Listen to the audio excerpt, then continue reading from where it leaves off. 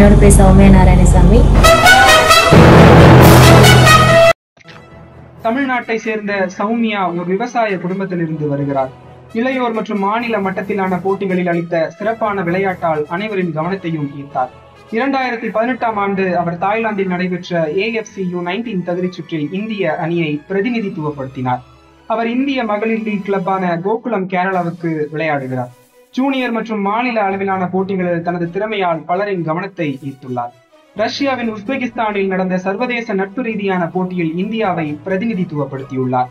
சௌமியா நாராயணசாமி தனது விளையாட்டு வாழ்க்கையில் பல முக்கிய சாதனைகளை பெற்றுள்ளார்.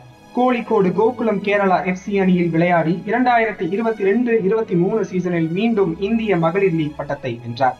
மாநில அளவிலான தமிழ்நாடு சார்பாக விளையாடிய அவர் 2022-23 சீசனில் மூத்த மகளிர் தேசிய கால்பந்து சாம்பியன்ஷிப்பில் சாம்பியன் பட்டம் வென்றார். மேலும் 2022 தேசிய விளையாட்டுகளில் தமிழகத்திற்காக ஆடி வெண்கல பதக்கங்களை வென்று கொடுத்தார். இத்தகைய பெருமையுடைய சௌமியா நாராயணசாமிக்கு விளையாட்டு வீராங்கனை விருதை வழங்குவதில் பெருமை கொள்கிறது பிரின்ஸ் கல்வி குழுமம்.